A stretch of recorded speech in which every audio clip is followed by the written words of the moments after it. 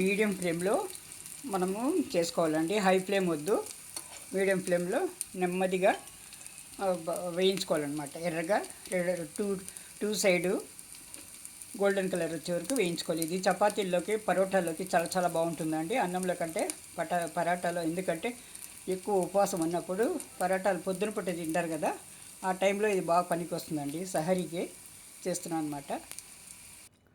చూడండి, వేడి వేడి కట్లెట్లు రెడీ అన్నమాట. థ్యాంక్ యూ ఫర్ వాచింగ్ అండి. ఛానల్ లైక్ చేయండి, సబ్స్క్రైబ్ చేసుకోండి, షేర్ చేయండి, కామెంట్ చేయండి. థ్యాంక్ యూ అండి. అందరికీ నమస్తే. ఈరోజు సహరీ కోసము రేపటి సహరీ ఉదయం పూట 3 గంటలు 3:30 ఆ ప్రాంతంలో లేస్తాం కదా, సహరీ చేసుకోవాలండి, భోజనం చేయాలి. అందుకని మనము ఈ నెలంతా ఏం తినకుండా ఉంటాం కాబట్టి పస్తులు ఉంటాం పగలంతా. అందుకని డెఫిషియన్సీ వస్తుంది బాడీలో. అందుకని మీట్ వచ్చింది ఆల్టర్నేట్ డే కానీ డైలీ కానీ తింటారనమాట, ప్రోటీన్ ఇదవుతుందని. అందుకని నేను ఈరోజు కీమా కట్లెట్లు చేస్తున్నానండి. మా కీమాని శుభ్రంగా కడిగి నీళ్ళంతా ఒరిగిన తర్వాత అందులో ఉప్పు, కారము, పసుపు, కొద్దిగా గరం మసాలా వేసి ఒక అల్లం వెల్లుల్లి పేస్ట్ వేసి మెత్తగా నూరుకున్నానండి మిక్సీలో, పచ్చిగానే అనమాట.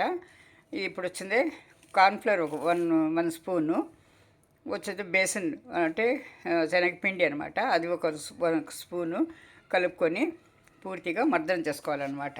చేసుకొని కట్లెట్లు చేసుకోవడానికి ఇది ప్రిపేర్ చేసుకోవాలి. రేపు పొద్దున చపాతీల్లో తినడానికి అనమాట. ఉదయం లేస్తాం కదా, ఉపవాసం అయిపోయి ప్రారంభించే ముందు ఇవి తిని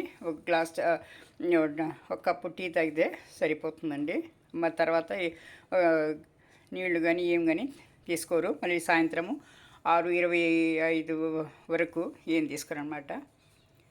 అదే అండి, ఇది తయారు చేస్తున్నాం చూడండి.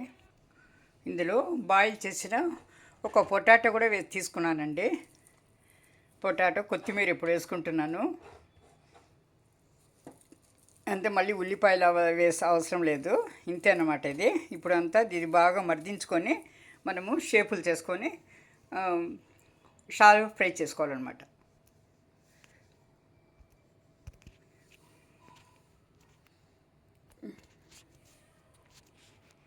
చూడండి, ఆయిల్ కాగింది.